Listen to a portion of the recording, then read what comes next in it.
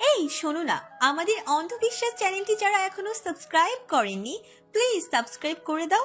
আর অল্প কিছু সাবস্ক্রাইবার হলে 1,00,000 পরিবার হবে। সবাই প্লিজ সাবস্ক্রাইব এবং বেশি বেশি শেয়ার করে দাও প্লিজ। শুধু শুধু তুমি নিঝুমের সাথে ঝগড়া করে নিজের এত বড় একটা বিপদ ডেকে আনতে যাচ্ছিলে। এত সামান্য বিষয় নিয়ে কেউ ঝগড়া করে? এত ইগো কেন তোমার? আবরাজ বলে, তুমি নারীবাদী সেটা ঠিক আছে, কিন্তু তার মানে এই নয় যে তুমি শুধু আমার দোষটাই দেখবে। নিজ মেয়েটাও কিন্তু কম নয়। তাদের তর্ক লেগেই যাচ্ছিল। এমন সময় ম্যাক্স বলে ওঠে, আমার মনে হয় এভাবে ঝগড়া করে কোনো লাভ নেই, আমরা একটা সুন্দর সমাধান আনতে পারি। এলা ও আবরাজ দুজনেই জানতে চায়। কি সমাধান? ম্যাক্স বলে ওঠে, তোমার তো একটাই সন্দেহ তাই না, যে নিঝুম একটা লোভী মেয়ে যে তোমার সাথে প্রতারণা করে বিয়ে করেছে। তা তুমি যদি নিশ্চিতভাবে জানতে পারো যে নিঝুমের আসল চরিত্রটা কেমন, তাহলে তো এই ঝামেলাটা কাটবে, তাই না? আবরাজ সম্মতি জানিয়ে বলে। কিন্তু কিভাবে জানবো? ম্যাক্স বলে, আমি একটা ভালো বুদ্ধি দিতে পারি। আসলে এরকম একটা মুভি দেখেছিলাম, তাই মাথায় বুদ্ধিটা এলো। কি বুদ্ধি? তুমি একটা কাজ করতে পারো, নিজের স্মৃতি হারানো নাটক করে তারপর নিঝুমকে পরীক্ষা করে দেখতে পারো সে আসলে লোভী নাকি ভালো মনের মেয়ে। যদি নিঝুম সত্যি লোভী হয় তাহলে নিশ্চিত এই সময়ে সদ্ব্যবহার করবে। এলা বলে ওঠে, এটা কি কাজে দেবে? সিনেমার বাস্তব জীবন তো এক নয়। ম্যাক্স বলে, কাজ করলে করতে পারে। আর এতে করে আর যাই হোক না কেন, এদের নিত্য নতুন এই ঝগড়া তো থামবে। আবরাজ সে সময় বলেছিল, এসব কি বলছো ম্যাক্স? আমি কেন এমন অভিনয় করতে যাব? একটু ভেবে দেখো, পরামর্শটা কিন্তু খারাপ নয়। আর হ্যাঁ, এই অভিনয়ের সময় কিন্তু তুমি নিঝুমের সাথে ভালো ব্যবহার করবে। বলে ওঠে এলা। আবরাজ বলে ওঠে, অসম্ভব, ওই মেয়ের সাথে আমি ভালো ব্যবহার করতে পারবো না। ম্যাক্স সে সময় বলেছিল, সেটা না হয় সময়ের উপরে ছেড়ে দাও। যদি নিঝুম তোমার সাথে ভালো ব্যবহার করে, তোমার অসুস্থতার সুযোগ না নিয়ে তোমাকে সহানুভূতি দেখায়, তাহলে ওর সাথে ভালো ব্যবহার করো। আর যদি ওর সুযোগ নেওয়ার চেষ্টা করে, তাহলে তুমি সেই অনুযায়ী ব্যবস্থা নিও। তখন আমি এবং এলা তোমার পাশে থাকবো। এলা যে এখন নিঝুমকে সাপোর্ট করছে, পরে যদি প্রমাণিত হয় যে নিঝুম আসলে একজন প্রতারক, তখন ও তোরই পাশে থাকবে। এলা বলে, একদম। এভাবে কিছু সময় ধরে তারা আবরাজকে বোঝানোর পর আবরাজ রাজি হয়েছিল। এরপর পরিকল্পনা অনুযায়ী তারা তাদের এক ডাক্তার বন্ধুর সাথে যোগাযোগ করে। তাকে অনেক মানিয়েই এই নাটকটা সাজায়। অতীতের এই স্মৃতি থেকে বেরিয়ে আসে আবরাজ। ম্যাক্স আবরাজকে জিজ্ঞেস করে, নিঝুমের ব্যবহার কেমন লাগছে তোমার? এখনো অবধি তো সব ঠিকঠাকই লাগছে, তবে এখনো নিশ্চিতভাবে কিছু বলা যাচ্ছে না। সেটাই, তুমি আরও কিছুদিন এই অভিনয় চালিয়ে যাও আর নিঝুমের আরও বেশি করে পরীক্ষা নাও, তাহলে ওর প্রকৃত রূপটা চিনতে পারবে। তবে আমার কেন জানি মনে হচ্ছে ও আমার প্রতি এখন যা যত্ন করছে সবটাই মন থেকে সহানুভূতির কারণে। এটাকে আমার লোক দেখানো অভিনয় লাগছে না। ম্যাক্স বলে, আমার আর এলারও তো এটাই মত। আমাদের মনে হয় নিঝুম একটা ভালো মেয়ে। এখন আশা করি তুমিও সেটা বুঝতে পারবে। আবরাজ বলে, বুঝতে পারলেও বা কি, ওই মেয়েটা প্রতারক নয়। এটা বুঝতে পারলে ওর প্রতি আমার নেগেটিভ ভাবনাটাই শুধু দূর হবে। কিন্তু তোমরা যদি ভেবে থাকো এজন্য আমি ওর সাথে এই সম্পর্কটাকে মেনে নেব, তাহলে তোমরা বোকার স্বর্গে বাস করছো। ওই মেয়েটাকে আমি কখনোই স্ত্রী হিসেবে মানতে পারবো না, কারণ এই বিয়েটা আমি মন থেকে করিনি। ম্যাক্স একটা দীর্ঘ শ্বাস ফেলে বলে, বাদ দাও সেসব কথা। কাল তোমার মামা আসছেন। মামা? হঠাৎ? আসলে উনি কোনোভাবেই তোমার অসুস্থতার খবর জেনে গেছেন। মনে হয় তোমার বাবা জানিয়েছেন, তাই উনি আমার সাথে যোগাযোগ করেছিলেন। এ বিষয়ে জানতে চাইলে আমি বলতে বাধ্য হই যে তুমি সত্যি সত্যি স্মৃতি হারিয়েছ। আর এটা শুনেই তিনি নিউ ইয়র্ক থেকে লন্ডনে আসার সিদ্ধান্ত নিয়েছেন। আবরাজ একটা দীর্ঘ শ্বাস ফেলে বলে, মামাকে সব সত্যটা জানানো দরকার, না হলে উনি চিন্তিত হয়ে যাবেন। কিন্তু উনি সবটা জানলে কি মনে করবেন? সেটাও অবশ্য ঠিক। আচ্ছা, আমি দেখছি কিভাবে সবটা ম্যানেজ করা যায়। এরই মধ্যে দরজায় কেউ নক করে। আবরাজ ম্যাক্সকে বলে, নিজুম এসেছে বোধহয়। দাঁড়াও, আমি দেখছি। বলেই ম্যাক্স এগিয়ে গিয়ে দরজাটা খুলে দেয়। নিঝুম হন্তদন্ত হয়ে ভেতরে এসে বলে, উনি ঠিক আছেন তো? আপনাকে দেখে উত্তেজিত হয়ে যায়নি তো? নিঝুমের চোখে মুখে চিন্তা স্পষ্ট। ম্যাক্স বলে ওঠে। রিল্যাক্স, সব ঠিক আছে। নিঝুম একটা স্বস্তির নিঃশ্বাস ফেলে বলে। উনি আবরাজ তখন শুয়েছিল। ম্যাক্স বলে, আমি ওকে ভুলভাল বুঝিয়ে শান্ত করে ঘুমাতে পাঠিয়ে দিয়েছি, চিন্তা করার কিছু নেই। নিঝুম বলে, আসলে এই অ্যাক্সিডেন্টের পর উনি যেমন হয়ে গেছেন তাতে করে আমি অনেক চিন্তিত। আমি বুঝতে পারছি তোমার চিন্তাটা। মুখে যাই বলো, তোমার মতো সাধারণ বাঙালি মেয়েরা যে বিয়েকে হালকাভাবে নাও না এবং স্বামীর জন্য ভীষণভাবে চিন্তিত, এটা আমি বুঝি। নিঝুম হেসে বলে, একজন মানুষ হিসেবে আরেকজন মানুষের জন্য চিন্তা হওয়াটাই তো স্বাভাবিক। তাছাড়া আমি যা করছি সবটাই মানবিকতার খাতিরে। সত্যি তাই? তাহলে আজ যদি আবরাজের বদলে আমার এই অবস্থা হতো, তাহলে কি তুমি আমার জন্য এরকম কনসার্ন দেখাতে? বা এলার যদি এমন হতো, তাও কি ওর এতটা খেয়াল রাখতে যতটা আবরাজের রাখছো? নিঝুম বলার মতো কিছু খুঁজে পায় না। ম্যাক্স বলে, সত্যিটা তুমি খুব ভালো করে জানো। তুমি আবরাজের এতটা কেয়ার করছো, এর একমাত্র কারণ ও তোমার স্বামী। ওর প্রতি তোমার একটা দায়িত্ববোধ আছে। নিঝুম আর অস্বীকার করে কিছু বলতে পারে না, তাই সে বলে, ঠিক আছেন আপনি, উনি আমার দায়িত্ব, আর আমি এটাকে দায়িত্বশীলতার খাতিরেই দেখছি। আমি জানি এই সম্পর্কে কোনো ভবিষ্যৎ নেই। ওনার কাছ থেকে আমি কোনো আশাও রাখি না। এখন স্মৃতি হারানোর জন্য উনি আমার সাথে যে ভালো ব্যবহারগুলো করছেন, এই জন্য আমি তাতে গা ভাসাতে চাই না। কারণ আমি জানি ওনার স্মৃতি ফেরত এলে উনি আবার আগের মতো হয়ে যাবেন, এই সম্পর্কের ইতি টানবেন। আবেগী স্বরে বলে নিঝুম। ম্যাক্স বলে, কি হয় না হয় তা নিশ্চিতভাবে বলা যায় না। জীবন পাল্টাতে সময় নেবে না। এদিকে শুয়ে থাকা আবরাজ এসব কথা শুনে বলে, সত্যি কি সবটা পাল্টাবে? আবরাজ সকাল সকাল ঘুম থেকে উঠে ডাইনিং হলে চলে আসে। ডাইনিং হলে এসে সে দেখে নিঝুম সকালের ব্রেকফাস্ট পরিবেশন করছে। আবরাজকে দেখে নিঝুম মৃদু হেসে বলে, আপনি চলে এসেছেন, আসুন বসুন, আমি আপনাকে খাবার বেড়ে দিচ্ছি। আবরাজ সামান্য হেসে খাবার খেতে বসে পড়ে। আবরাজ যখন খাবার খেতে বসে ঠিক তখনই হঠাৎ করে তাদের অ্যাপার্টমেন্টের কলিং বেল বেজে ওঠে। আবরাজ বলে ওঠে, এই সকাল সকাল আবার কে এলো? নিঝুম বলে। আপনার মামা বোধহয় চলে এসেছে, দাঁড়ান আমি দেখছি। বলেই নিঝুম গিয়ে দরজাটা খুলে দেয়। দরজা খুলতেই একজন মধ্যবয়সী লোক দেখতে পান, যার পরনে ছিল স্যুট কোট। তিনি উদ্বিগ্ন স্বরে বলে ওঠেন, তুমি কি নিঝুম, মানে আবরাজের স্ত্রী? জি, আর আপনি? আমি হলাম মিজানুর রহমান, আমি আবরাজের মামা। আসসালামু আলাইকুম আঙ্কেল, আপনি ভেতরে আসুন। মিজানুর রহমান ভেতরে ঢুকতে ঢুকতে বলেন, আবরাজের ব্যাপারে যা শুনলাম তা কি সত্যি? ও কি স্মৃতি হারিয়ে ফেলেছে? নিঝুম উদাস স্বরে বলে। জি আঙ্কেল। মিজানুর রহমান ডাইনিং টেবিলে বসে থাকা আবরাজের দিকে তাকায়। আবরাজের দিকে তাকিয়ে করুণ স্বরে বলে, তুই কি আমাকেও চিনতে পারিস না আবরাজ? আবরাজ বলে ওঠে। না, কে আপনি?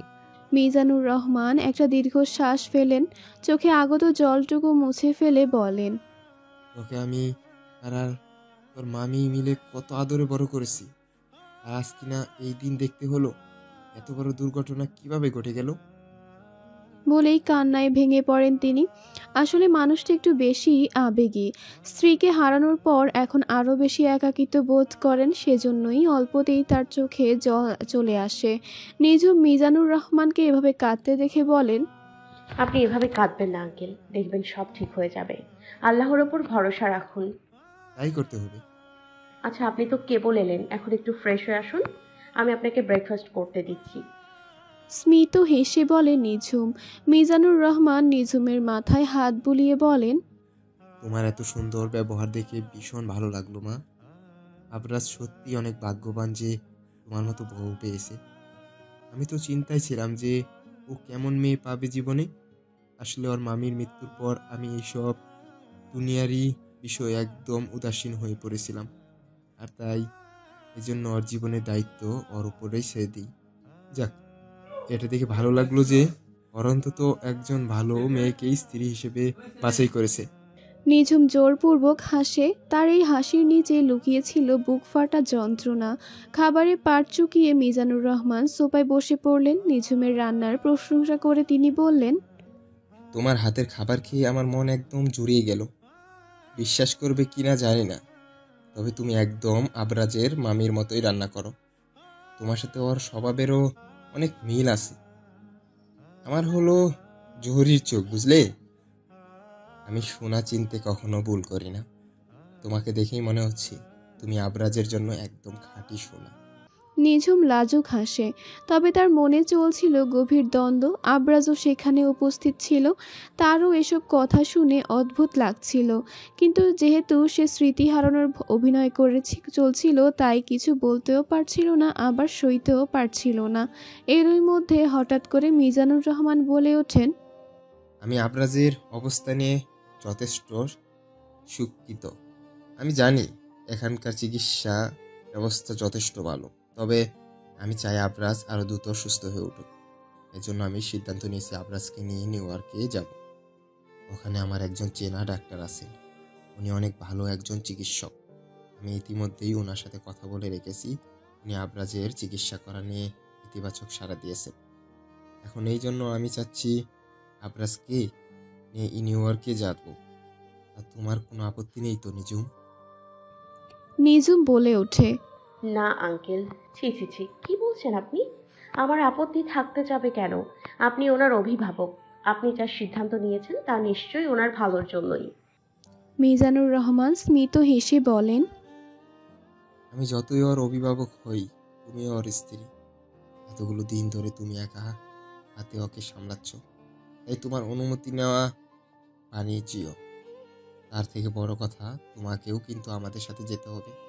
যতদূর শুনেছি আবরাজ তোমাকে ছাড়া কারো সাথে সেরকম মিশতে চায় না।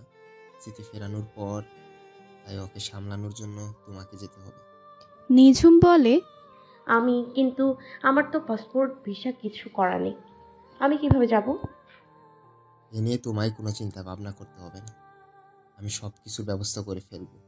আগামী সপ্তাহের মধ্যেই সব হয়ে যাবে। চিকিৎসা বিষয়ে আবেদন করলে জরুরি ভিত্তিতে এসব করে দেওয়া হয়। তাছাড়া আমার এক বন্ধু ভিসা অফিসে কাজ করে, তাই এসব কোনো ব্যাপার না। তুমি চাপ নিও না, তুমি সব গুছগাছ করে নাও। আচ্ছা। এদিকে আবরাজ পড়ে যায় মহা ঝামেলায়। এখন যদি সে আবারও অন্য কোনো ডাক্তারকে দেখায়, তাহলে তো তার সব সত্যটা ধরা পড়ে যাবে।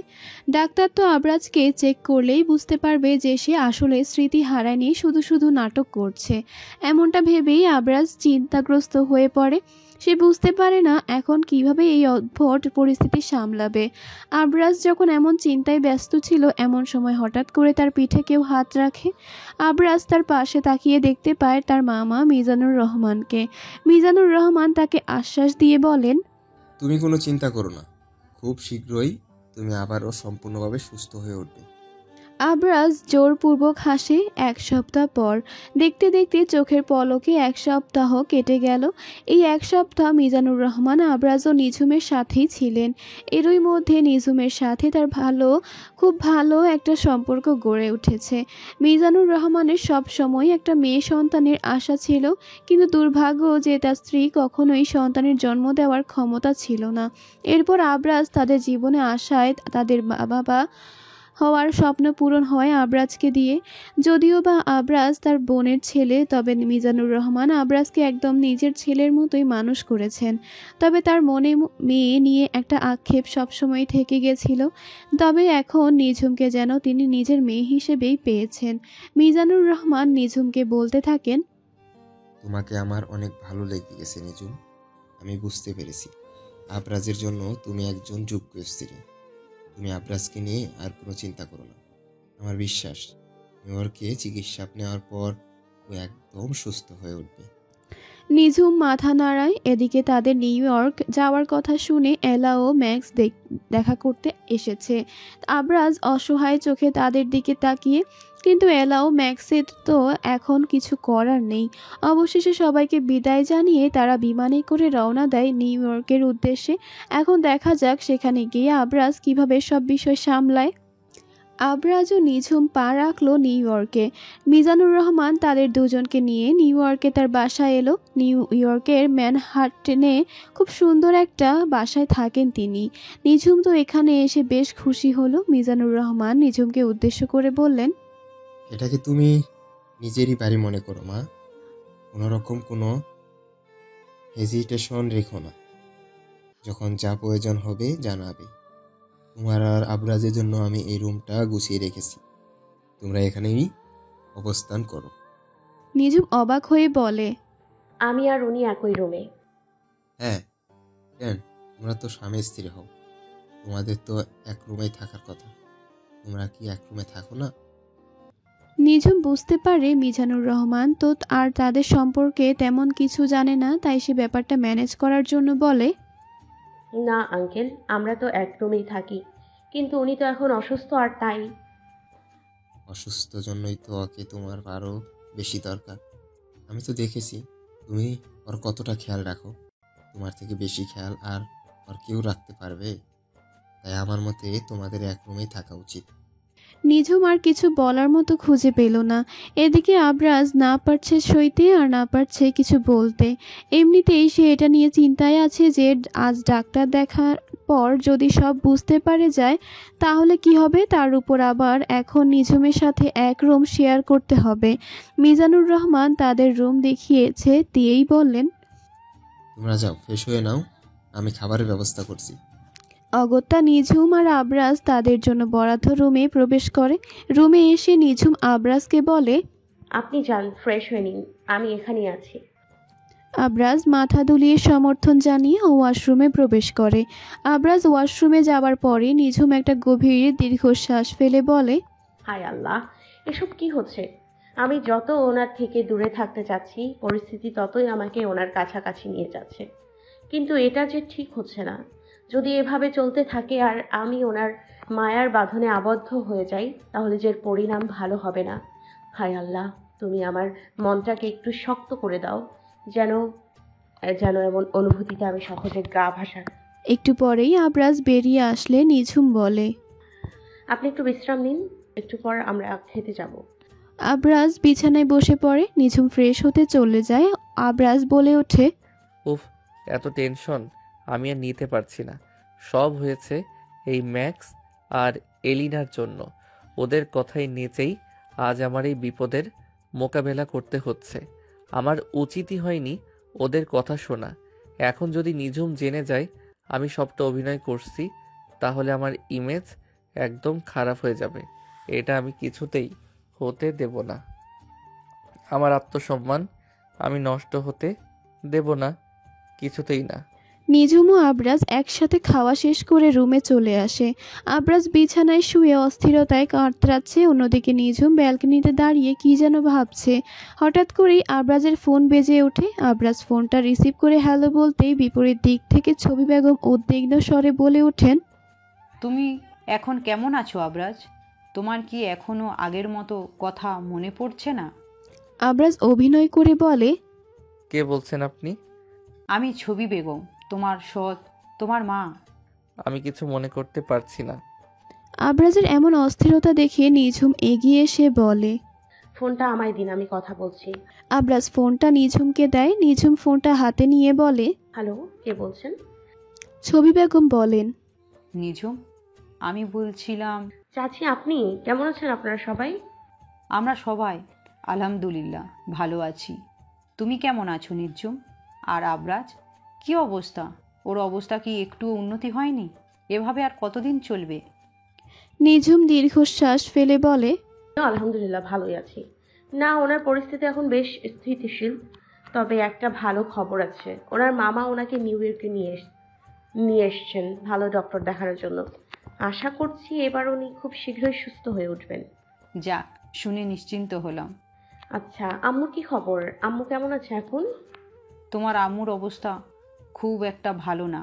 মূলত এটা জানানোর জন্যই তোমায় ফোন করা। কয়েকদিন ধরে ও বেশ অসুস্থ। বারবার তোমার কথা বলছি। ডাক্তার বলেছে অতিরিক্ত দুশ্চিন্তা আর মানসিক অস্বস্তিতার জন্য প্রেশার বেড়ে গেছে। নিঝুম উদ্বিগ্ন স্বরে বলে, কি বলছেন কি চাচি? কিছুদিন থেকে ব্যস্ততার জন্য খোঁজই নেওয়া হয় না, তাতেই এই অবস্থা? তুমি এত চিন্তা করো না, ডাক্তার দেখানো হচ্ছে। তোমার মার অবস্থা এখন স্থিতিশীল। মায়ের সাথে একটু কথা বলা যাবে? সেটা তো সম্ভব না। আসলে তোমার মাকে ডাক্তার কিছু ভারী ডোজের ওষুধ খেতে দিয়েছিল। একটু আগেই ও সেসব ওষুধ খেয়ে ঘুমিয়ে পড়েছে। এখন তাকে জাগানো সম্ভব না। আপনি একটু আম্মুর খেয়াল রাখেন চাচি। আমি দেখি যদি উনি সম্পূর্ণরূপে সুস্থ হয়ে ওঠেন তাহলে আবার বাংলাদেশে ফিরে যাব। কি বলছো তুমি? তোমাদের তো 5 মাস। কিছু সম্পর্ক এমন থাকে চাচি যা 5 সেকেন্ডেও জোড়া লাগে, আবার কিছু সম্পর্ক 5 মাস তো কি 5 মাসেও জোড়া লাগে না। আমার আর ওনার সম্পর্কটা ঠিক সেরকমই, তাই আমি এই সম্পর্ক নিয়ে কোনো আশা রাখি না। এখন আমি শুধু দায়িত্বশীলতার কারণেই ওনার সুস্থতার জন্য পাশে আছি। একবার যদি উনি সুস্থ হয়ে যান তাহলে আমি এখান থেকে চলে যাব। নিঝুমের কথাগুলো শুনে আবরাজ অবাক হয়ে যায়। আবরাজ মনে মনে বলছে, তাহলে কি আমি সত্যি মেয়েটাকে চিনতে ভুল করেছি?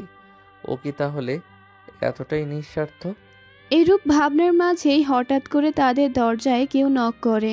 নিঝুম ছবি বেগমের সাথে কথা বলা শেষ করে ফোনটা রেখে দেয়।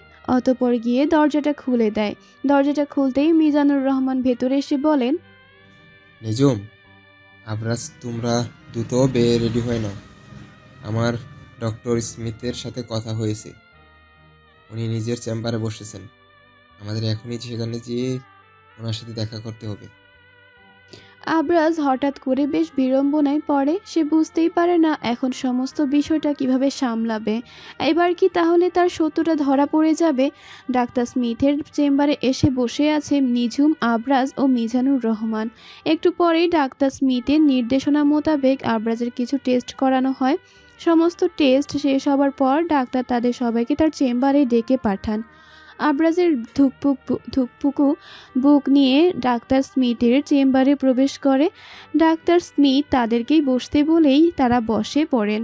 অতঃপর তিনি আবরাজকে সমস্ত রিপোর্ট চেক করতে থাকেন। আবরাজের হৃদস্পন্দন দ্রুত বাড়ছিল। পরিস্থিতি এমন যে রুমে এসি চালু থাকার পরেও আবরাজ তরতর করে ঘামছিল।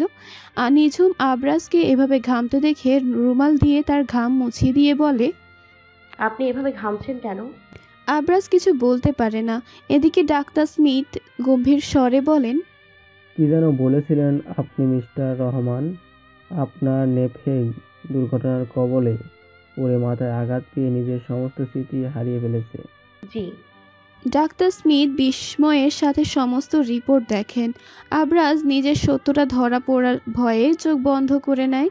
ডাক্তার স্মিথ বলে ওঠেন, এই রিপোর্টে এটা স্পষ্ট যে মিস্টার আফরাজ খানের মাথায় বেশ ভালো আঘাত লেগেছে এবং আমার মনে হয় এই আঘাতের জন্যই নিজের স্মৃতি হারিয়ে ফেলেছে। আমাকে এ বিষয়ে একটু ভাবতে দিন। আমি ভালো কোনো চিকিৎসার ব্যবস্থা করছি যার মাধ্যমে উনি দ্রুতই সুস্থ হয়ে উঠবেন। আবরাজ তো পুরাই অবাক, এটা কিভাবে সম্ভব হলো তাই ভাবতে লাগলো সে। মিজানুর রহমান বলে ওঠেন, বেশ, আপনার যা ভালো মনে হয় করুন, কিন্তু আমার ভাগ্নে যাতে যত তাড়াতাড়ি সম্ভব সুস্থ হয়। ও কিন্তু একদম আমার ছেলের মতোই, তাই আমি চাই ওর যেন কোনো ক্ষতি না হয়। জি, আমরা ব্যাপারটা দেখছি। তারা আরও কিছু সময় কথাবার্তা বলে হাসপাতাল থেকে বেরিয়ে আসে। ডাক্তার স্মিথের বলা কথাগুলো এখনও ঘুরছে আবরাজের মাথায়। এরই মধ্যে হঠাৎ করে মিজানুর রহমান নিঝুমকে বলে ওঠে, মা, তুমিও যাও, গাড়িতে গিয়ে বসো। আমি আবরাজকে নিয়ে কিছু মেডিসিন নিয়ে আসছি। নিঝুম মাথা নাড়ায় এবং সামনের দিকে পা বাড়ায়। সে গাড়িতে গিয়ে উঠে বসে। নিঝুম চলে যেতেই মিজানুর রহমান আবরাজের উদ্দেশ্যে বলে ওঠে, কি হলো, অবাক হয়ে গেলে তো? কি ভেবেছিলে আবরাজ? তোর অভিনয় আমি ধরতে পারবো না। শোন, আমি না ছোটবেলা থেকে তোকে মানুষ করেছি, তাই কোনটা তোর অভিনয় আর কোনটা বাস্তব তা বোঝার ক্ষমতা আমার আছে। তার মানে? মিজানুর রহমান হেসে বলেন, আমি তো তোকে প্রথম দেখেই বুঝতে পেরেছিলাম যে তুই অভিনয় করছিস। তারপর তোর বন্ধু মার্কসের সাথে কথা বলে এই ব্যাপারে আরো বেশি নিশ্চিত হয়ে যাই। তার মানে তুমিও এতদিন আমার সাথে অভিনয় করে গেছো? হ্যাঁ, আর এখন সেই অভিনয়ে যোগ দিল আমার বন্ধু ডাক্তার স্মিথ। মিজানুর রহমানের কথা শুনে আবরাজ দীর্ঘশ্বাস ফেলে বলে, কিন্তু আমার এরকমভাবে আর অভিনয় চালিয়ে যেতে ভালো লাগছে না। আমার প্রতিনিয়ত মনে হচ্ছে আমি সবাইকে ধোঁকা দিচ্ছি, বিশেষ করে নিঝুমকে। এটা তো ঠিকই, তুই মেয়েটাকে সত্যি ধোঁকা দিচ্ছিস। এটার উপলব্ধি করতে পারলে তো ভালোই। দেখ, আমি তোর আর নিজুমের বিয়ের ব্যাপারে সবটা জানতে পেরেছি। আমি এটা জানি যে যা হয়েছে মোটেই ঠিক হয়নি। তোর সাথে ধোঁকাবাজি হয়েছে, এই ভাবনাটাও ভুল না। কিন্তু আমার তো নিজুমকে দেখে মনে হয় ও লোভী নেই বা এমন কোনো মেয়ে, বরং আমার ওকে বেশ ভালো মনের মেয়েই মনে হয়েছে। তবু তুই যদি চাস ওকে আরও একটু পরীক্ষা করে নিতে পারিস, তবে আমার একটা বিশেষ পরামর্শ থাকবে। তুই মেয়েটাকে বোঝার চেষ্টা কর। ওর মধ্যে তোর মামির বৈশিষ্ট্যগুলো খুঁজে পেয়েছি আমি। আমার তীব্র বিশ্বাস এই মেয়েটিকে জীবনসঙ্গী হিসেবে বেছে নিলে তুই ঠকবি না। আবরাজ বলে ওঠে। আমি ভেবে দেখছি কি করা যায়। কয়েক সপ্তাহ পর মিজানুর রহমান আবরাজ ও নিঝুমকে ফ্লাইটে তুলে দিতে চলে এসেছেন। ফ্লাইটের কাছে এসেই মিজানুর রহমান নিঝুমকে বলেন, আমার বাগনেটার খেয়াল রেখো। ডাক্তার স্মিথ তো বলেই দিয়েছেন যে ওর স্থিতি খুব শীঘ্রই ফিরতে চলেছে। অনেক কিছুই তো ও এখন মনে করতে পেরেছে, তবে এখনও অনেক কিছু মনে করা বাকি। নিঝুম মাথা নাড়িয়ে বলে, জি আঙ্কেল, আপনাকে ধন্যবাদ। ধুর পাগলি, আমায় ধন্যবাদ দিচ্ছ কেন? এটা তো আমার কর্তব্য ছিল। আর হ্যাঁ, আমার ফোন নাম্বারটা নিয়ে রেখো। কোনো সমস্যা হলে আমার সাথে যোগাযোগ করবে, একদম অস্বস্তি বোধ করবে না। আমি তোমাকে নিজের মেয়ের মতোই ভেবেছি।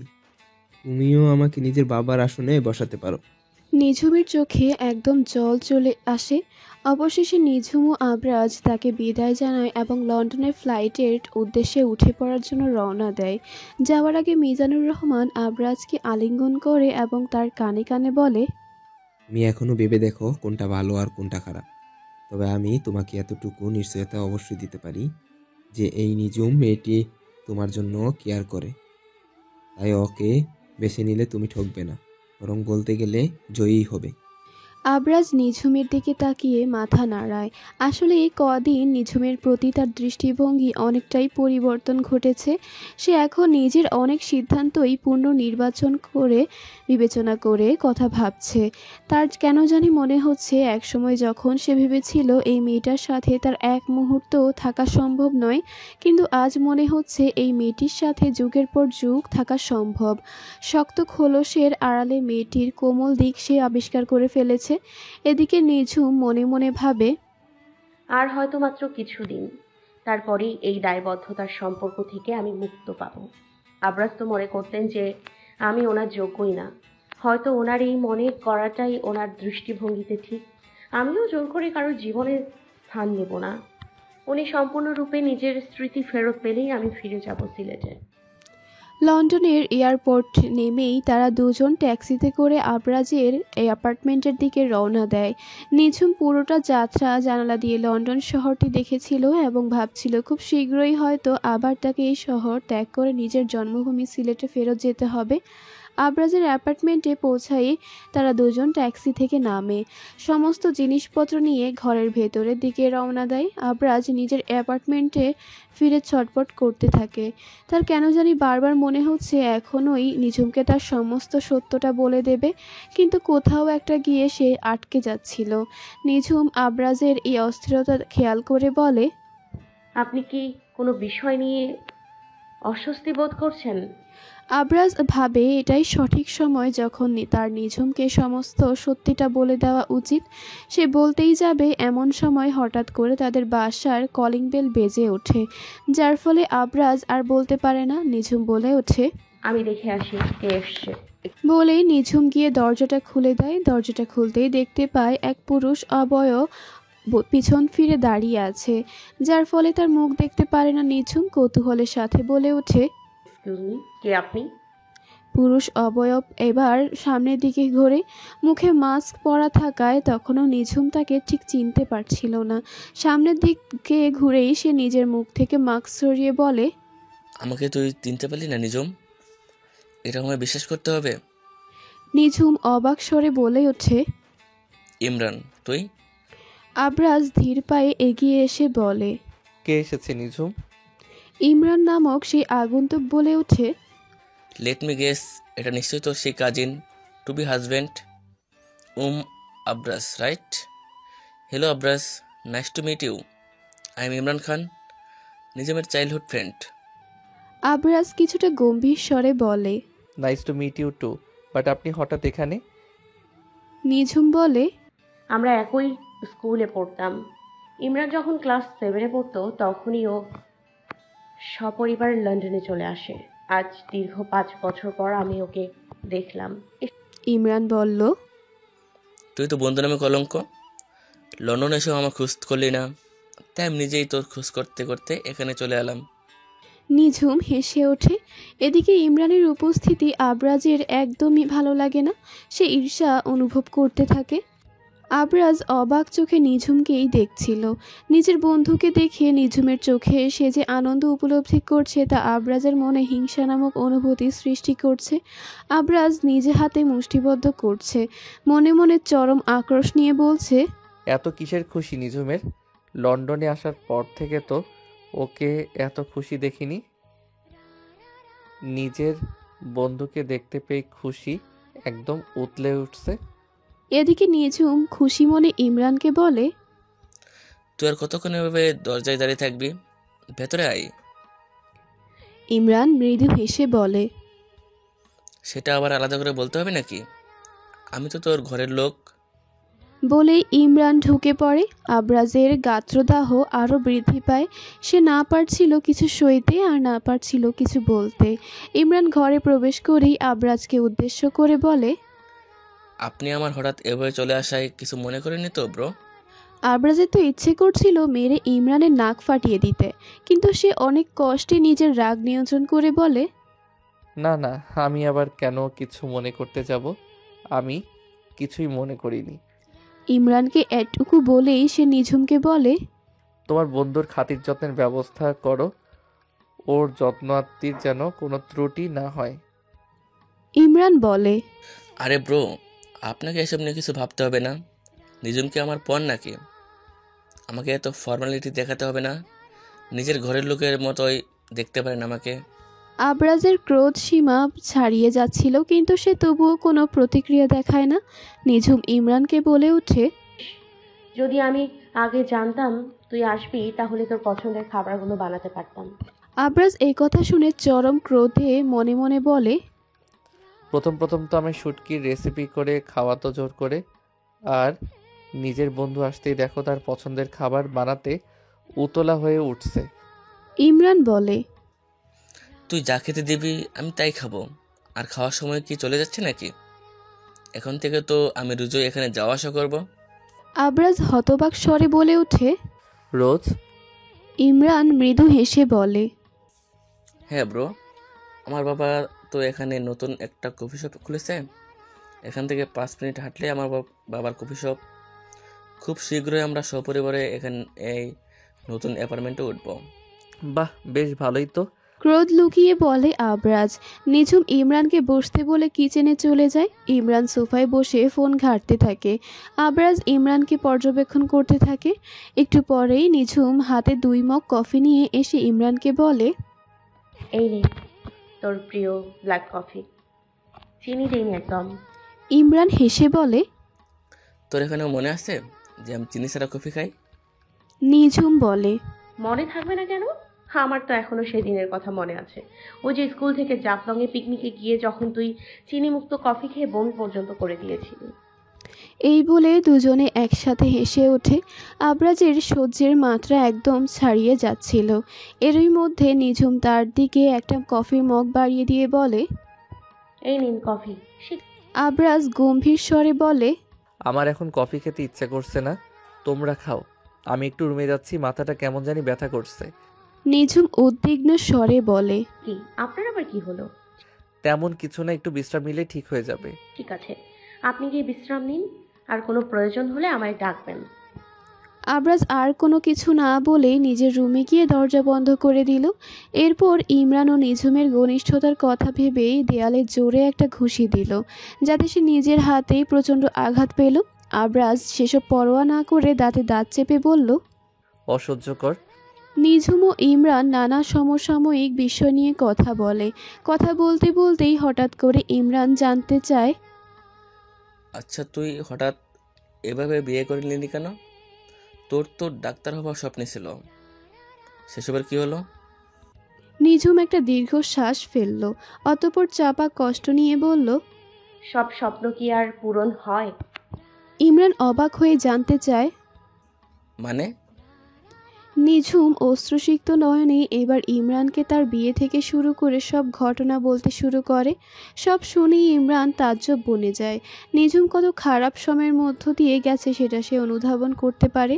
ইমরান নিঝুমের কাঁধে হাত দিয়ে সমবেদনা জানিয়ে বলে, একজন বাবা কিভাবে এতটা নিষ্ঠুর হতে পারে? তোর বাবা কিভাবে এমন করতে পারলো? আজ শুধুমাত্র তার জন্যই তোর জীবনটা এত এলোমেলো হয়ে গেল। আর তুই এই মিথ্যা জীবনটা কেন বয়ে নিয়ে বেড়াচ্ছিস বলতো? তুই তো আর ভালো কিছু করতে ডিজার্ভ করিস। আমার মতে তোর জীবন তো এখানে শেষ হয়ে যায়নি। তোর এসএসসি পরীক্ষার পর রেজাল্ট তো এখনো মনে হয় দেয়নি। আমার মনে হয় রেজাল্ট দেওয়ার পরে তোর উচিত দেশে ফিরে গিয়ে নিজের কেরিয়ার গঠনে মনোযোগ দেওয়া। এই মিথ্যা সম্পর্ক বয়ে নিয়ে বেড়ালে তুই অপমান আর গঞ্জনা ছাড়া আর কিছুই পাবি না। তোর কাছে যা শুনলাম তাতে মনে হলো মিস্টার আবরাজের এখন স্মৃতি নেই, এজন্য তোর সাথে ভালো ব্যবহার করছে। স্মৃতি ফিরলেই আবার আগের মতোই খারাপ ব্যবহার করা শুরু করবে।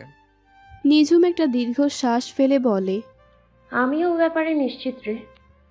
আমি তো শুধু এখন মানবিকতার খাতিরে ওনার খেয়াল রাখছি। তবে আর বেশি দিন বোধহয় আমাকে এই মিথ্যা সম্পর্ক বয়ে নিয়ে যেতে হবে না, কারণ উনি নিজেই এই সম্পর্ক রাখতে চান না। আর ডাক্তার বলেছে খুব শীঘ্রই ওনার স্মৃতি ফেরত আসবে। একবার ওনার স্মৃতি ফেরত আসলে তারপর আমি এখান থেকে চলে যাব, নিজের জীবন নিজের মতো গুছিয়ে নিব। ইমরান নিঝুমের হাত আলতোভাবে স্পর্শ করে বলে, একদম ঠিক সিদ্ধান্ত নিয়েছিস তুই। সবসময় মনে রাখবে তুই একা না, তোর এই বন্ধু তোর সব সিদ্ধান্তে তোর পাশে থাকবে। তোর কোনো সাহায্য লাগলে শুধু একবার আমায় বলবে, আমি তোকে সাহায্য করার জন্য সর্বদাই প্রস্তুত আছি। দূরে দাঁড়িয়ে তাদের এসব কথোপকথনের সাক্ষী হয় আবরাজ। সে নিজের হাত মুষ্টিবদ্ধ করে নেয়, ক্রোধের সাথে ফিসফিস করে বলে, তাহলে এই পরিকল্পনা করছো তুমি নিঝুম? আমি তো ভেবেছিলাম এবার নিজের সব অভিনয়ের কথা তোমার সামনে বলে দিয়ে সব কিছুর একটা নতুন শুরু করব, কিন্তু এখন দেখছি এই সত্যটা তোমার কাছে প্রকাশ করব না। দেখি তুমি কিভাবে এখান থেকে ফিরে যাও। একটু পরেই ইমরান ফিরে যাওয়ার জন্য উদ্যত হয়। ইমরান যাওয়ার আগে নিঝুমকে বলে যায়, থাক তাহলে, আবারও দেখা হবে। বলেই সে বিদায় নেয়। ইমরান চলে যেতেই নিঝুম দরজা লাগিয়ে দিয়ে ঘুরে দাঁড়াতেই নিজের চোখের সামনে আবরাজকে দেখতে পায়। আবরাজ ক্রোধিত চোখে তার দিকেই তাকিয়ে। নিঝুম আলতো স্বরে বলে, আপনি? আবরাজ বলে, কি বলছিলে তোমার বন্ধুকে? আমাকে ছেড়ে চলে যাবে তুমি? নিঝুম কি বলবে কিছু বুঝতে পারে না। একটু ভেবে কিছু বলতে উদ্যত হবে এমন সময় আবরাজ নিজের ওষ্ঠদ্বয় দ্বারা নিঝুমের ঠোঁট দখল করে নেয়। নিঝুম পুরোপুরি হতবাক হয়ে যায়। কিছু সময় ধরে এভাবেই পাথরের মতো দাঁড়িয়ে থাকে নিঝুম। তারপর হুঁশ হতেই আবরাজকে সর্বশক্তি দিয়ে দূরে ঠেলে দেয়। আবরাজ বলে ওঠে, আমাকে ছেড়ে যাওয়ার কথা একদম মুখে আনবে না। তোমাকে এখানেই থাকতে হবে, তাও আমার সাথেই। নিঝুম আবরাজের থেকে নিজের ছাড়িয়ে নিয়ে দৌড়াতে দৌড়াতে রুমে এসে দরজা লাগিয়ে সেখানেই বসে পড়ল পিঠ ঠেকিয়ে। একটু আগের ঘটনা মনে করে তার দু চোখ অশ্রুঝলে ভিজে উঠল। নিঝুম বলে উঠল, এটা কি ছিল? কেন উনি এভাবে আমাকে ছায়ার মায়ায় বাঁধছেন? এই যে মরিচিকা ছাড়া কিছুই নয়। না, আমার এত সহজে গলে গেলে চলবে না। এই সম্পর্কের ইতি ঘটবেই, আজ না হয় কাল। উনি তো এখন স্মৃতি হারিয়ে ফেলেছেন। আমায় উনি নিজের স্ত্রী ভাবছেন, তাই হয়তো বা। কিন্তু যখন উনি নিজের স্মৃতি ফিরে পাবেন তখন নিশ্চয়ই আবার আমাকে আগের মতোই দূরে ঠেলে দেবেন। তাই আমার যে কোনো মূল্যেই ওনার থেকে দূরে থাকতে হবে। উনি না হয় কিছু মনে করতে পারছেন না, কিন্তু আমার তো সব মনে আছে। এই বলেই নিঝুম উঠে দাঁড়ায়। অন্যদিকে আবরাজের মনে চলছে ভীষণ দ্বন্দ্ব।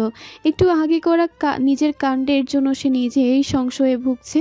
আবরাজ নিজেই নিজেকে প্রশ্ন করল, এটা কি আমি ঠিক করলাম? না, এটা ঠিক হয়নি। আমার এত দূর এগোনো ঠিক হয়নি। আমাদের সম্পর্কটা তো এতটা স্বাভাবিক নয়। বলেই আবরাজ একটু থেমে বলল, এবার থেকে আমায় আরও সাবধানী হতে হবে। রাগের বশে এমন কিছু করা যাবে না যা মাত্রা ছাড়িয়ে যায়। নিঝুম আজ সকাল সকাল চলে এসেছে ইমরানের নতুন কফি শপে।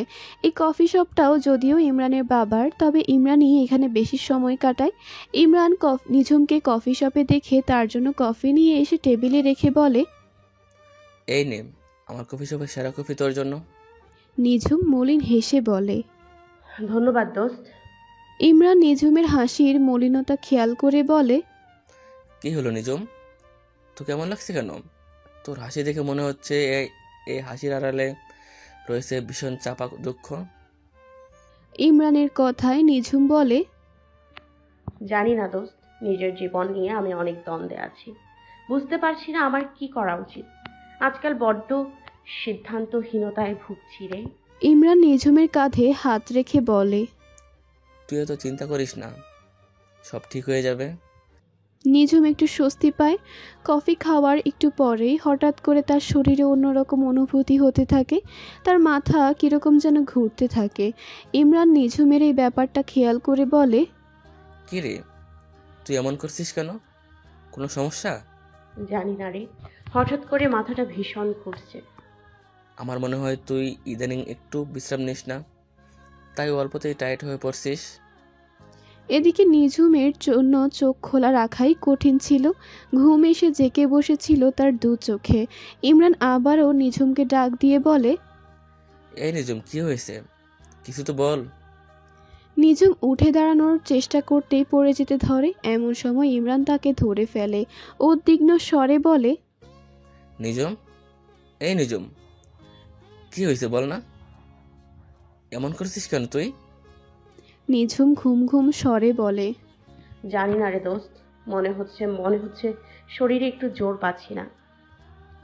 আমি আছি এখানে, একদম চিন্তা করিস না। আবরাজ নিঝুমকে অ্যাপার্টমেন্টে না দেখতে পেয়ে তাকে খুঁজতে খুঁজতে ইমরানের কফি শপ অবধি পৌঁছে যায়।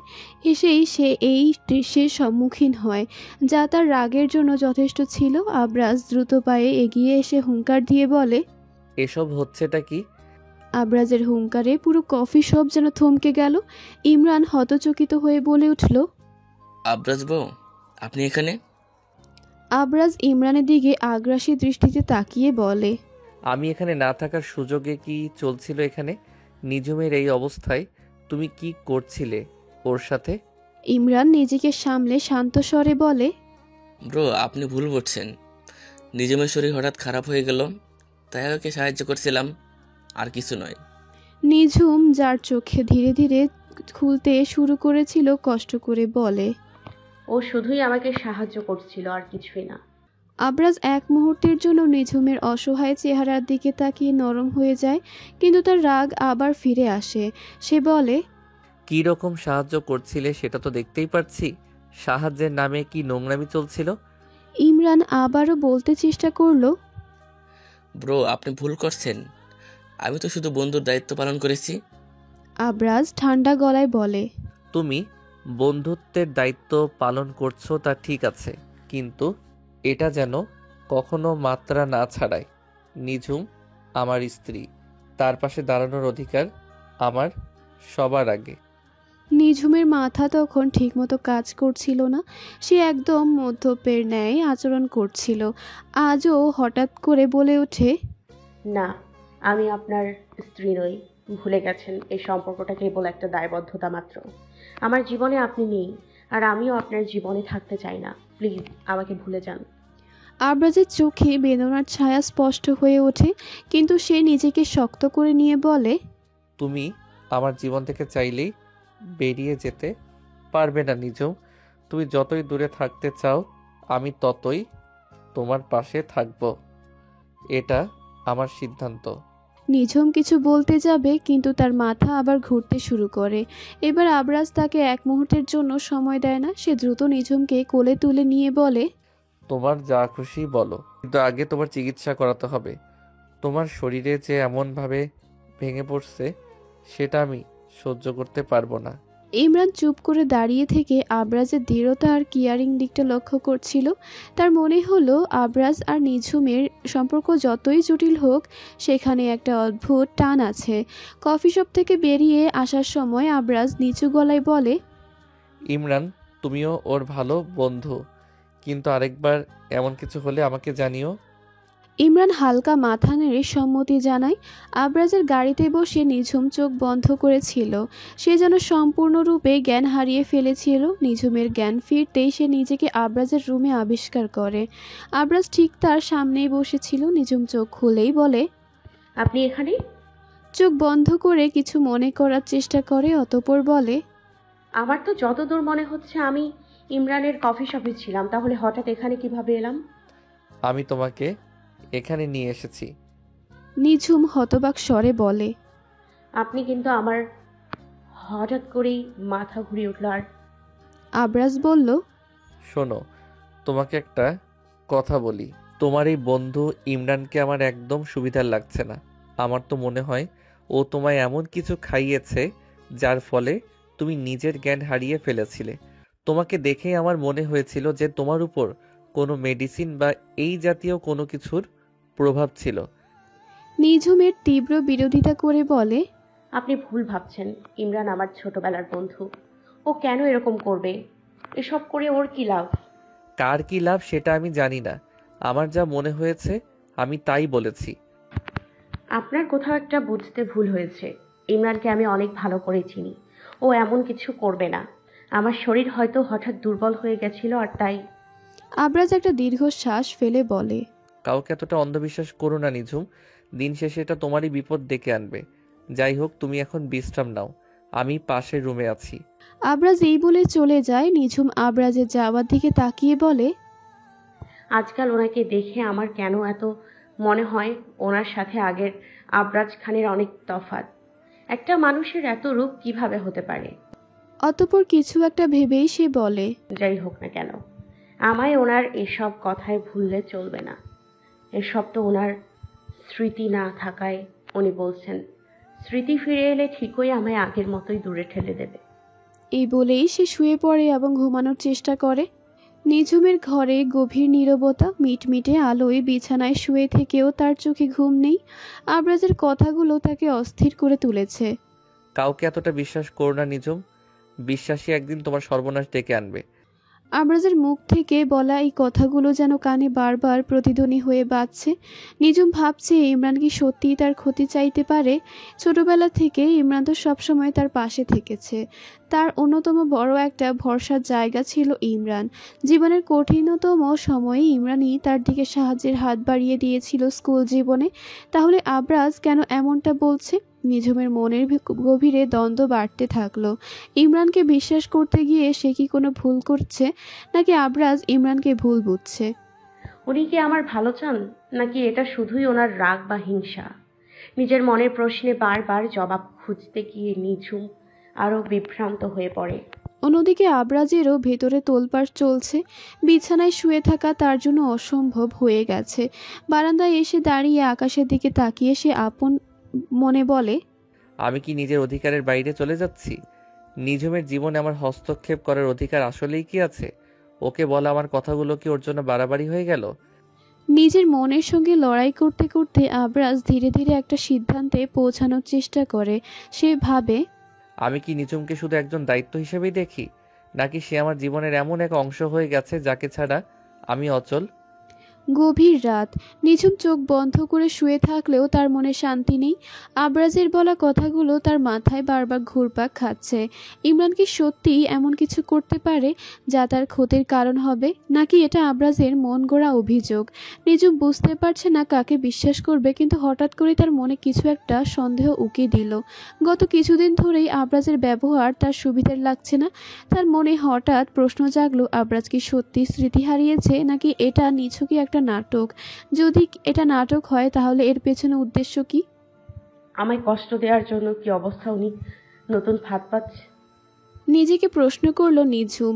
এমন সময় তার মুঠো ফোন বেজে উঠল। ইমরান কল করছে। ফোনটা হাতে নিয়ে একটু দ্বিধা করলেও শেষমেশ কলটা রিসিভ করলো। ইমরান বলল, কি রে, তুই কেমন আছিস এখন? এত রাতে ফোন করার জন্য আমি দুঃখিত। কি করব বল, তোর জন্য বড্ড চিন্তা হচ্ছিল। নিঝুম বলল। ভালোই আছি। ইমরান যেন একটু বিরক্ত হয়ে বলল, তুই ঠিক ভালো নেই, আমি বুঝতে পারছি। আবরাজ ব্রো যা করলো সেটা আমার একদম ভালো লাগেনি। তুই কি ভেবেছিস ওর এই রাগ আর অধিকার বোধ কি সত্যি, নাকি তার অভিনয়? নিঝুম চুপ। ইমরানের কথা শুনে তার মনে সন্দেহ আরো দৃঢ় হলো। আমি জানি না ইমরান, সবকিছুই এখন যেন একটা ধাঁধা হয়ে গেছে। ওনার কথাবার্তায় কখনো কখনো মনে হয় সত্যি উনি কিছুই মনে করতে পারছেন না, আবার কখনো মনে হয় উনি আমাকে শাস্তি দেওয়ার জন্য এসব করছেন। ইমরান কিছুক্ষণ চুপ করে থেকে বলল, তাহলে পরীক্ষা করে দেখ সত্যিটা বের কর। পরীক্ষা? সেটা কিভাবে করব? ওনার স্মৃতিশক্তি হারানোর বিষয়টা খুব সাধারণভাবে মেনে নিছিস তুই, অথচ এটা যদি সত্যি না হয় তবে কিছু অস্বাভাবিক আচরণ ধরা পড়বে। ওনার পুরনো জীবন, পুরনো স্মৃতি নিয়ে কিছু প্রশ্ন কর, এমন কিছু যা শুধু একজন আবরাজ খানের জানে। যদি নাটক হয় তবে ধরা পড়ে যাবে। কিন্তু ডক্টর রিপোর্ট সেগুলো তো বলছে উনি সত্যি স্মৃতি হারিয়েছেন। টাকা দিয়ে এমন হাজারো মিথ্যা রিপোর্ট তৈরি করা যায়, তো সত্যিটা খোঁজার চেষ্টা কর। ইমরানের কথা শুনে নিঝুমের মাথায় চিন্তার নতুন একটা দরজা খুলল। সে সেদিনের মতো ফোন রেখে দিয়ে বলল, এবার আমি সত্যিটা খুঁজে বের করবই। পরের দিন সকালে আবরাজ ডাইনিং টেবিলে বসে পত্রিকা পড়ছিল। নিঝুম তার জন্য চা নিয়ে এলো। চায়ের কাপ টেবিলে রাখার সময় তার চোখ আবরাজের মুখের দিকে গেল। সে চিরচেনা গম্ভীর মুখটা যেন আজ কিছুটা নরম। নিঝুম আবরাজের দিকে খেয়াল করে অনেকক্ষণ ধরে ইমরানের বলা কথাগুলো মনে মনে বিশ্লেষণ করছিল। সন্দেহ যেন তাকে শান্তি দিচ্ছিল না। আবরাজের স্মৃতি হারানোর নাটক কি সত্যিই বাস্তব, নাকি সে সব কিছু পরিকল্পিতভাবে করছে? এই সমস্ত ভাবনা থেকেই নিঝুম একটা সিদ্ধান্ত নিল। সে জানতো আবরাজের চিংড়ি মাছে অ্যালার্জি। যদি আবরাজের সত্যিই তার স্মৃতি হারিয়ে থাকে তবে সে হয়তো ভুলে গিয়ে চিংড়ি মাছ খাবে, আর যদি তার স্মৃতি ঠিকঠাক থাকে তাহলে সে এই খাবার দেখে সতর্ক হয়ে যাবে। নিঝুম রান্নাঘরে গিয়ে চিংড়ি মাছের কারি বানাতে শুরু করলো। দুপুরের খাবারের সময় ডাইনিং টেবিলে খাবার সাজানো হলো। নিঝুম স্বাভাবিক থাকার ভান করছিল, কিন্তু তার ভেতরে অস্থিরতা যেন বাড়ছিল। নিঝুম রান্না শেষ করে আবরাজকে পরিবেশন করার পর হেসে বলে, আজ একটা স্পেশাল ডিশ বানালাম, চিংড়ি মাছের কারি। আশা করি এটা আপনার খুব পছন্দ হবে। আবরাজ প্লেটে খাবার তুলল, আর কোনো দ্বিধা না করেই চিংড়ি মাছ খেতে শুরু করলো। যদিও আবরাজ জানে এতে তার অ্যালার্জি, কিন্তু এখন যেহেতু তার স্মৃতি নেই সেই অনুযায়ী অভিনয় করতে গিয়েই আবরাজ এই ঝুঁকিটা নিল। নিঝুম থমকে গেল, তার চোখ বড় হয়ে গেল। আবরাজের প্রতিক্রিয়া দেখে মনে হলো সে সত্যিই চিংড়ি মাছের প্রতি তার অ্যালার্জির ব্যাপারে কিছুই জানে না। কিন্তু খাওয়ার কিছুক্ষণ পরই আবরাজ অস্বস্তি বোধ করতে শুরু করলো। তার শ্বাসকষ্ট শুরু হলো আর কপালে ঘাম জমে গেল। আবরাজ, আপনি কি ঠিক আছেন? আবরাজ কোনো উত্তর দিল না। তার শরীর দুর্বল হয়ে পড়ল। নিঝুম ভীষণ আতঙ্কিত হয়ে গেল। সে তৎক্ষণাৎ কি করবে না করবে ভেবে ম্যাক্সকে ফোন দিল। ম্যাক্স তাদের পাশের অ্যাপার্টমেন্টেই ছিল। সে দ্রুত এসে আবরাজকে ধরে গাড়িতে তুলল এবং হাসপাতালে ছুটে গেল। হাসপাতালে নেওয়ার পর ডাক্তাররা জানালেন আবরাজ চিংড়ি মাছ খাওয়ায় প্রচণ্ড অ্যালার্জি আক্রান্ত হয়েছে। তাকে জরুরি চিকিৎসা দেওয়া হলো। তারা ভীষণ রাগও হলো যে কেন আবরাজকে চিংড়ি মাছ খাওয়ানো হলো। নিঝুম অপরাধ বোধে মাথা নিচু করে রইল। ম্যাক্স নিঝুমকে জিজ্ঞেস করলো, আপনি কি জানতেন না আবরাজের চিংড়িতে অ্যালার্জি? আমি আসলে নিজের পক্ষে কিছু বলার আগে নিঝুম কেবিনের মধ্যে শুয়ে থাকা আবরাজের দিকে তাকায়। শক্তপোক্ত মানুষটা কেমন নিথর হয়ে পড়ে আছে। আবরাজকে দেখে নিঝুমের ভেতরে এক ধরনের অপরাধ বোধ দানা বাঁধতে শুরু করলো। নিজের মনে মনে সে বলল, আমি কি ঠিক করলাম? এমন পরীক্ষার জন্য ওনার জীবন বিপন্ন হতে পারত। এটা আমার করা উচিত হয়নি। তবে আজ আমি নিশ্চিত হলাম উনি সত্যি সত্যি স্মৃতি হারাননি। উনি ঠিক হয়ে গেলে এর জন্য অবশ্যই ক্ষমা চেয়ে নিব। আবরাজ সুস্থ হয়ে নিজের অ্যাপার্টমেন্টে ফিরেছে। নিঝুম মাথা নিচু করে আবরাজের রুমে প্রবেশ করে। আবরাজ নিঝুমকে আসতে দেখে বলে, তুমি কি কিছু বলবে? নিঝুম একটা দীর্ঘ শ্বাস ফেলে বলে, জি, আমি আসলে আপনার কাছে ক্ষমা চাইতে এসেছি। ক্ষমা? কিন্তু কিসের জন্য? আপনাকে ভুল বোঝার জন্য, আমার একটা ভুল বোঝাবুঝির জন্য আপনার জীবনে আজ এত বড় বিপদ ডেকে এনেছি।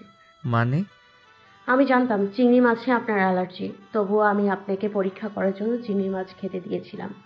কারণ আমার মনে সন্দেহ জন্ম নিয়েছিল যে আপনি হয়তো স্মৃতি হারাননি, এমনি নাটক করছেন। আর তাই আবরাজ একটা দীর্ঘশ্বাস ফেলে বলে, আর সেই জন্যই তুমি এমন একটা ফোন দিয়ে আটলে? আচ্ছা, তোমার কেন মনে হলো আমি স্মৃতি হারাইনি? আসলে দেখো নিঝুম, আমি তোমাকে একটা কথা স্পষ্ট করে বলে দিতে চাই। আমি জানি না আমাদের মধ্যে সম্পর্কটা আগে কেমন ছিল, তবে যতটুকু আন্দাজ করতে পারছি খুব একটা ভালো হয়তো ছিল না। এজন্যই তুমি আমাকে সবসময় এমন সন্দেহের চোখে দেখো হয়তোবা। কিন্তু আমি সত্যি বলছি, আমি চাই আমাদের সম্পর্কটা আর 5টা স্বাভাবিক স্বামী স্ত্রীর মতো হোক।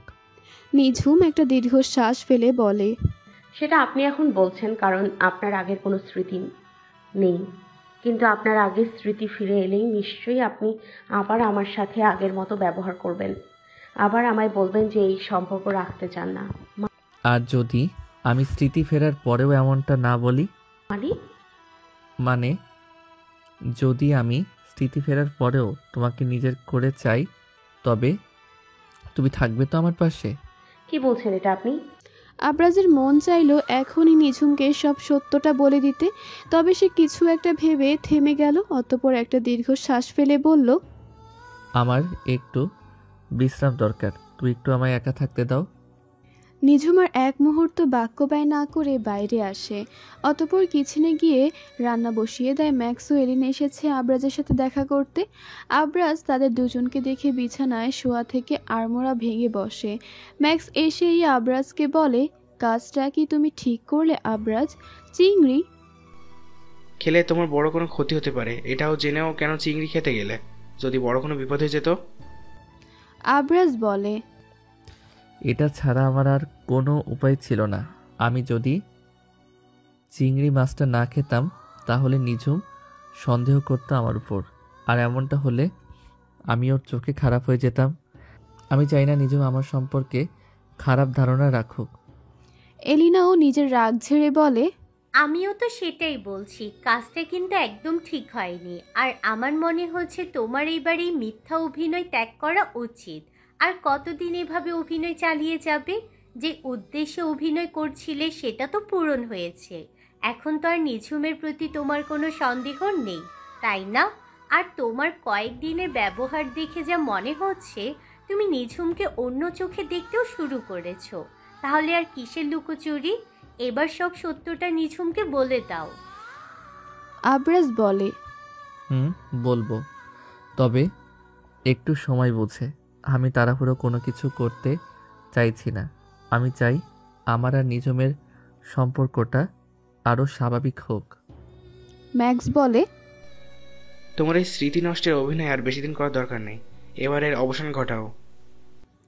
এমন সময় নিঝুম ম্যাক্স ও এলিনার জন্য কফি নিয়ে আসে। নিঝুম দরজায় দাঁড়িয়ে সে ম্যাক্সের বলা কথাটা শুনে নেয়।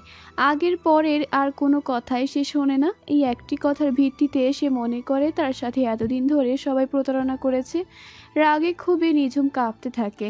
তার হাত থেকে কফির মগ পড়ে যায়। সেই শব্দে সবাই দরজার দিকে তাকাতেই চরম অবাক হয়।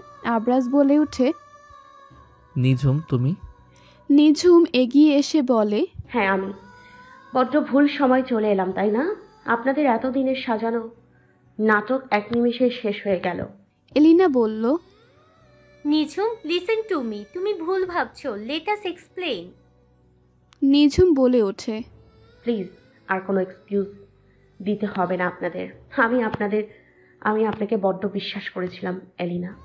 তবে আপনিও যে মিস্টার আবরাজের এই জঘন্য পরিকল্পনার সঙ্গী হবেন আমারটা জানা ছিল না। আসলে ভুলটা আমারই। আপনাদের কাউকে বিশ্বাস করাই আমার উচিত হয়নি। আবরাজ এবার উঠে এসে নিঝুমের কাঁধে হাত রেখে বলে, নিঝুম আমার কথাটা শোনো। আমি এই মিথ্যা অভিনয় করেছি, তার পেছনে অনেক বড় একটা উদ্দেশ্য ছিল। নিঝুম আবরাজের নিজের কাঁধ থেকে জোরপূর্বক সরিয়ে বলে, don't dare to touch me. এতদিন ধরে আপনার অনেক অভিনয় দেখেছি, আর নয়। আপনি কি বুঝবেন আমার মানসিক অবস্থা? অন্যের ইমোশন নিয়ে খেলা তো আপনার কাছে কিছুই না। বলেই নিঝুমের চোখ দিয়ে অজান্তে অশ্রু ঝরতে থাকে। নিঝুম সেটা মুছে নিয়ে বলে, আপনারা সবাই মিলে আমার সাথে প্রতারণা করেছেন। এতগুলো দিন ধরে আমায় বোকার স্বর্গে রেখেছেন। আমি নির্বোধ। আমি আপনাদের এই চাল বুঝতে পারিনি। এতদিন ধরে নিঃস্বার্থভাবে আপনার সেবা করে গেছি। ভেবেছি আপনি এক অসহায় মানুষ, কিন্তু আপনি। ম্যাক্স বলে, তুমি সবকিছু নিজেই বুঝে নিচ্ছ নিঝুম, আমাদের অন্তত কিছু বলার সুযোগ দাও। নিঝুম বলে, আমার আর কিছু বলার বা শোনার ইচ্ছা নেই আপনাদের থেকে। আপনাদের দেখে জাস্ট আমার ঘৃণা আসছে, আর কিছুই না। আমি আর এক মুহূর্ত এখানে থাকবো না। আবরাজের বুক কেঁপে ওঠে। সে নিঝুমের সামনে এসে বলে, কোথায় যাবে তুমি? যেখানে দু চোখ যায় সেখানে যাব, কিন্তু আপনাদের মতো প্রতারকের সাথে এক মুহূর্ত আর থাকবো না। আবরাজ নিজুমকে নিজের কাছে টেনে নিয়ে বলে, আমার কথা না শুনে এক পাও নড়বে না, আমাকে সবটা বোঝাতে দাও। কি বোঝাবে না রামাই? আমি কি কচি খোকা? আমি আপনাদের উদ্দেশ্য বুঝে গেছি। আপনি আমার ওপর প্রতিশোধ নিতে চেয়েছিলেন, তাই না? এজন্যই আমার ইমোশন নিয়ে খেলছিলেন। ভেবেছিলেন এভাবে নাটক করে আমাকে নিজের প্রেমে ফেলবেন, তারপর নিজের জীবন থেকে সরিয়ে দেবেন। তুমি ভুল। নিয়মিত ভালোবাসার গল্প শুনতে এবং পড়তে আমাদের অন্ধবিশ্বাস চ্যানেলটি সাবস্ক্রাইব করে পাশে থাকা বেল আইকনটি ক্লিক করুন। ধন্যবাদ সবাইকে।